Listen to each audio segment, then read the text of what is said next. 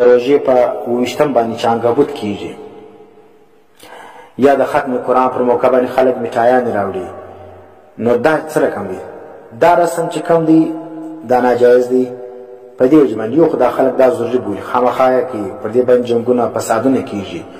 علما کرام چې دا ختم کوي قرآن په ډېر مشکل باندې دغه رسم سره مخامخ چې دا به څه رقم ختم کوي، بیا په ډېر حکمتو باندې څوک په څه رقم حکمت باندې ختم کوي، څوک په څه رقم طریقه باندې ختم کوي. نو اول خو دا شی خلکو لازمي ګڼلی دی.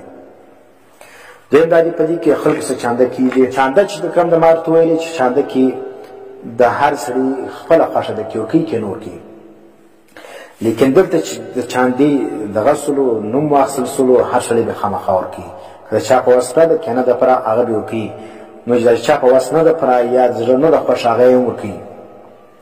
نو موږ ویل چې لا یحل مال امرئ الا بطیب نفسه، د مسلمان مال دغه د زړه د خوشحالۍ بغیر دغه ساکې دا چې د حلال نه دی. نو چې حلال نه سو نو دا رقم مال چې ته راوړې ده ګوره ګرده په کم مال پیسو باندې ته راوړل. نو ځکه خلک به په چانده باندې مجبوره کوي نه.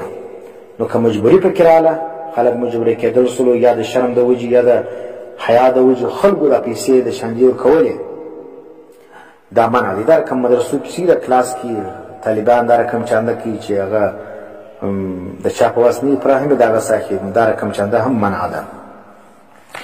بل په دې وجه باندې په دا عنکبوت کې څه دي؟